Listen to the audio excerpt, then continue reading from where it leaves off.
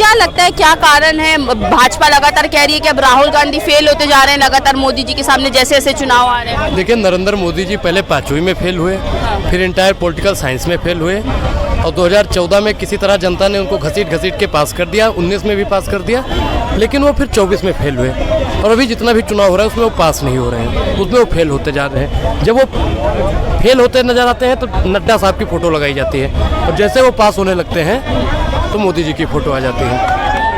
अच्छा, ये भी एक सवाल उठ रहा है कि देखिए राहुल गांधी लगातार बात कर रहे थे कि हम अग्निवीर योजना को हटाएंगे और मोदी जी लगातार समर्थक कर रहे थे अग्निवीर योजना का, तो क्या हरियाणा की जनता खुश है अग्निवीर योजना से? देखिए, अग्निवीर योजना से हरियाणा की नहीं पूरे देश की जनता त्राहिमाम कर रही है और अब मैं हरियाणा के उन तमाम जवान भाइयों से अपने कहना चाहता हूँ कि अब समय आ गया है बगावत करने का, अपना 15 साल का नौकरी मांगने का। तो अब क्या प्रधानमंत्री नरेंद्र मोदी जी या जयशाह के पापा ने जो वादा किया था कि हम अग्निवीर को परमानेंट बना देंगे, तो अब क्या वो लागू करेंगे? क्योंकि मैडम इन लोगों की बात का विश्वास अब नहीं रहा, क्योंकि ये शुरू से झूठ बोलते आए हैं। 2 करोड़ रोजगार बोला नहीं दिया, महिला सशक्तिकरण बोला नहीं किया, पेंशन के लिए बोला, पक्का मकान के लिए बोला, कुछ किया नहीं इन्होंने, सिर्फ और सिर्फ जुमला देने का काम किया। तो जुमलेवादियों की सरकार इस बार हरियाणा की जनता को मिल तो गया है, लेकिन एक्सेप्ट जनता नहीं करने वाली है, बहुत जल्दी इनकी सरकार गिरेगी। लेकिन अगर अग्निवीर से नाखुश होती तो वहाँ की जनता का वोट कैसे बीजेपी की तरफ? बीजेपी को जो जनाधार मिला है हम उसका स्वागत करते हैं, लेकिन हम चाहते हैं कि अब अग्निवीर को परमानेंट कीजिए और जहाँ जहाँ आपकी सरकार है वहाँ परमानेंट कीजिए। महिलाओं के खाते में 2100 रुपये प्रतिमाह की बात की है, तो जहाँ जहाँ भाजपा की सरकार है कहा महिलाओं की मतलब हर महीने 2100 रुपये डाल दीजिए।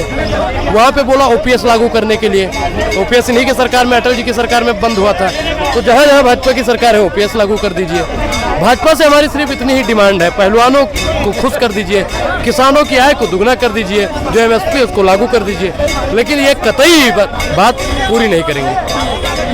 क्या लगता है देखिए वहाँ पे हरियाणा में बोला जा रहा था बेरोजगारी सबसे बड़ा मुद्दा है, फिर भी युवाओं का वोट भाजपा की तरफ क्यों गया? देखिए, युवाओं का वोट भाजपा की तरफ नहीं गया है, ये सारे के सारे आंकड़े गलत हैं और झूठे हैं। और दूसरी सबसे बड़ी बात आपको बता दूं, भारतीय जनता पार्टी जीती नहीं है, जितवाई गई है। कैसे? जैसे महाभारत में जैसे महाभारत के दौरान कौरव जुआ जीते थे, शकुनी के हाथ में जो जादुई पासा था आपको पता है ना, उसी तरह भाजपाइयों के हाथ में जादुई ईवीएम है, इसी वजह से जीत जा रही है भाजपा, और कोई बात नहीं है। ईवीएम हट जाए इस देश से, फिर आप देखिए भाजपा कितनी सीटें जीतती है, नहीं जीत पाएगी। एक विधायक आपको नहीं मिलेगा भारतीय जनता पार्टी का सिंगल जीतने वाला। और मैं इसलिए इतने दावे के साथ कह सकता हूं कि बेईमानी हुई है, क्योंकि पिछले साल चंडीगढ़ में मेयर का चुनाव हुआ था, उस दौरान भारतीय जनता पार्टी के मसीहा अनिल मसीह ने 8 वोटों की बेईमानी करके भाजपा का मेयर चुनवा दिया था, और उसके बाद सुप्रीम कोर्ट ने जब फटकार लगाई तब उसके बाद आम आदमी पार्टी का मेयर चुना गया। तो क्यों हम भाजपा पर विश्वास करें? ये वही भाजपा, ये वही चुना लगावा आयोग है जिसने एक मेयर के चुनाव में बेईमानी की भारतीय जनता पार्टी को खुश करने के लिए। तो ये तो विधायकी का चुनाव था, हम कैसे विश्वास कर ले? नहीं कर सकते इन पर विश्वास। लेकिन मोदी जी का कहना है कि अब कांग्रेस जो है उसका डब्बा गोल होता जा रहा है, जैसे जैसे चुनाव आ रहे हैं, खास करके हरियाणा में तो हो ही गया साबित। देखिए, डब्बा गोल हो रहा है मोदी जी का, और लोग राहुल गांधी जी का पल्ला पकड़ रहे हैं, क्योंकि सभी को पता है कि न्याय का हक मिलने तक और भारत जुड़ के रहेगा, भारत टूटेगा नहीं। जितनी नफरत मोदी जी फैला सकते थे फैला करके देख लिए, अमित शाह जी जितनी नफरत फैला सकते थे फैला करके देख लिए, लेकिन आप देखिए, आपने एक भी फोटो देखी है नरेंद्र मोदी जी की किसानों के साथ? कभी नहीं देखी होगी। अमित शाह की एक भी फोटो आपने देखी है किसानों के साथ गले मिलते हुए, गरीबों के साथ, मजदूरों के साथ? नहीं देखी होगी। लेकिन राहुल गांधी जी जननायक बन करके उभरे हैं अभी इस देश में, मजदूरों से मिलते हैं, किसानों से मिलते हैं। आपको रामचेत मोची याद होंगे, उनके यहाँ पे गए, कोल्ड ड्रिंक पिए और अगले दिन उनके यहाँ जूते बनाने वाली मशीन भिजवा दी है।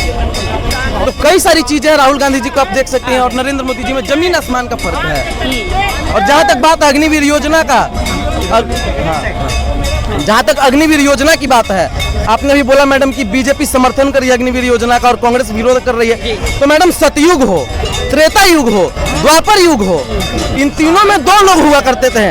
पहला एक राक्षसों का दल, दूसरा देवताओं का दल।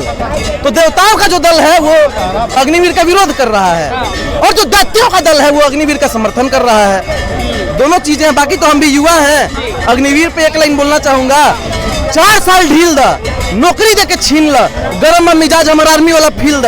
तो खाली आर्मी वाला फील लेने के लिए हम लोग आए हुए हैं? नहीं ना, आर्मी का अगर आपको नौकरी देना है तो पूरा दीजिए। जी, क्या कहना देखिए, क्या मोदी जी की चमक धीरे धीरे वापस आ रही है अब? ये चमक और ये दमक जो दोनों थी ये खत्म हो गई है। अब मुंह मतलब खौसाई गया है गाँव के भाषा में, यह कहा जाता है नहीं जाने थे, मुंह खौसा मतलब रूखापन, रूखी त्वचा। तो मोदी जी की जो त्वचा है वो रूखी हो चुकी है। अब जनता मैडम विश्वास नहीं करी। अग्निवीर, युवा, किसान, जवान और पहलवान, हरियाणा की बात। महाराष्ट्र में अभी चुनाव आ रहा है, पुल मैडम किस तरह दरार खा रहा है, अभी पूरा नहीं हुआ निर्माण, दरार खा जाता है। शिवाजी महाराज की मूर्ति लगाई जाती है, मूर्ति खंडित हो जाती है। झारखंड में चुनाव है, झारखंड में किस प्रकार से सुरेन जी को जेल के पीछे ठोसा गया साजिश के तौर पर, तो इन दो राज्यों में भाजपा का सुपड़ा साफ होने जा रहा है। जैसे कश्मीर में सुपड़ा साफ हुआ है और यहाँ तो तथाकथित रूप में सुपड़ा साफ ही है। यहाँ सिर्फ अपने मन से सिर्फ जीत रहे हैं बस। अच्छा, मोदी जी कहते हैं कि राहुल गांधी जो पैदा ही चांदी और सोने के चम्मच के साथ हुए थे, वो कैसे गरीबों की जाति के बारे में पूछते हैं, और जनता ने उसी का जवाब दे दिया है हरियाणा में। गरीब की बात कौन करता है? राहुल गांधी। किसान की बात कौन करता है? राहुल गांधी। दलित की बात कौन करता है? राहुल गांधी। आरक्षण बचाने की बात कौन करता है? राहुल गांधी। जातीय जनगणना की बात? राहुल गांधी। बेरोजगारी की बात? राहुल गांधी। भ्रष्टाचार की बात कौन करता है? राहुल गांधी। महिला सशक्तिकरण की बात कौन करता है? राहुल गांधी। संविधान की बात कौन करता है? राहुल गांधी। देश हित की कौन बात करता है? राहुल गांधी। और वो आदमी किसकी बात करता है? अडानी की बात करता है। आम आदमी से मन की बात, आम आदमी से मन की बात और अडानी जी से धन की बात।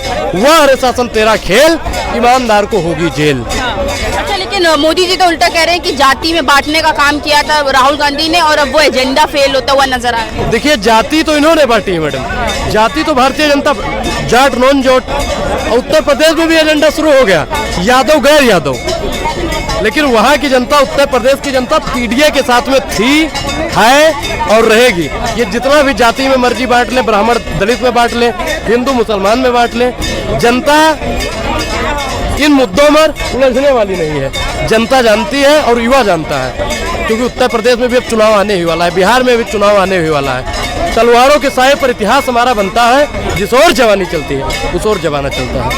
क्या लगता है राहुल गांधी का धीरे धीरे क्या कॉन्फिडेंस लूज होगा जैसे जैसे चुनाव आ रहे हैं? और राहुल गांधी जी का ग्राफ बढ़ रहा है इस देश में और काफी तेजी से बढ़ रहा है। और आपको बता दें मैडम कि नरेंद्र मोदी जी का लोग चेहरा भी देखना पसंद नहीं करते हैं। आप देख लीजिए, लोकसभा की जब स्पीच चल रही थी पिछली बार कार्यवाही, उस दौरान सबसे ज्यादा अगर कोई देखा गया तो राहुल गांधी जी, दूसरे नंबर पे अखिलेश यादव, तीसरे नंबर पे चंद्रशेखर रावण। मोदी जी का तो कहीं आता पता भी नहीं था। क्या आता पता है मोदी जी का? कोई नहीं देखना चाह रहा है नरेंद्र मोदी जी को। और दूसरी सबसे बड़ी बात मैं इसलिए बता रहा हूँ कि मोदी जी को कोई नहीं देखना चाह रहा है। मोदी जी जहां भी जाते हैं काम बिगड़ जाता है। वो आप बताइए, मोदी जी गए थे वर्ल्ड कप में, वर्ल्ड कप का फाइनल मैच देखने, वहाँ काम बिगड़ गया, हार गई टीम इंडिया। पिछले बार वर्ल्ड कप का सेमीफाइनल देखने गए थे, हार गई टीम इंडिया। चंद्रयान 2 जब आया था उस दौरान मोदी जी यहाँ पे थे, चंद्रयान विफल रहा। और आप देखिए, चंद्रयान जब सक्सेस किया मोदी जी बाहर थे। इस बार T20 वर्ल्ड कप इंडिया जीती, मोदी जी बाहर थे। तो कई सारी चीजें, कई सारे तथ्य देश की जनता समझ चुकी है कि अघोषित पनौती कौन है। ये कहना है पूरी फुल कॉन्फिडेंस में थी कांग्रेस की हरियाणा की ज्यादा से ज्यादा सीटें आने वाली हैं, अचानक से क्या घमंड टूट गया कांग्रेस? देखिए मैडम, कॉन्फिडेंस जितना पहले था उतना ही आज है।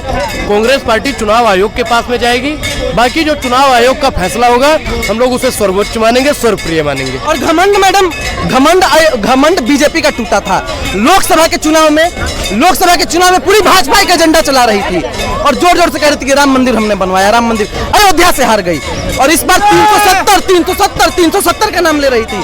जम्मू कश्मीर भाजपा हार गई। जब इतना ही काम बीजेपी वालों ने किया है तो अयोध्या कैसे हार गई, कश्मीर कैसे हार गई? और मैडम, अयोध्या हराया है, कश्मीर हराया है, झारखंड भी हराएंगे, बिहार भी हराएंगे और पूरे देश में हम संविधान बचाएंगे। अच्छा, लगातार कहा जा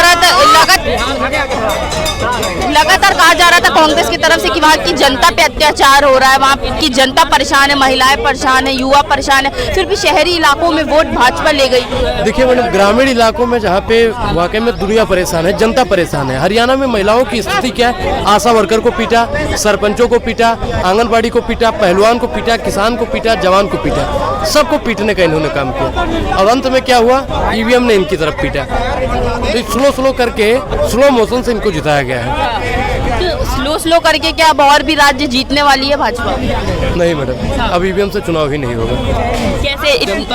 बैलेट पेपर से चाहती है, क्योंकि जब तक बैलेट पेपर का रुझान था तब तक कांग्रेस जीत रही थी और जैसे ही ईवीएम खुला तैसे खेला शुरू। पर भाजपा लगातार कहती है कि अब जम्मू कश्मीर में भी तो हारे हैं, तो फिर ईवीएम को क्यों ब्लेम कर? हम लोग तो मैडम वहाँ जीते हैं ना, तो भी हम कह रहे हैं कि वहाँ भी ईवीएम गड़बड़ था, नहीं तो हमारी और सीटें आती। अगर बैलेट पेपर से होता तो हम लोग और वहाँ पे सीट लाते। जी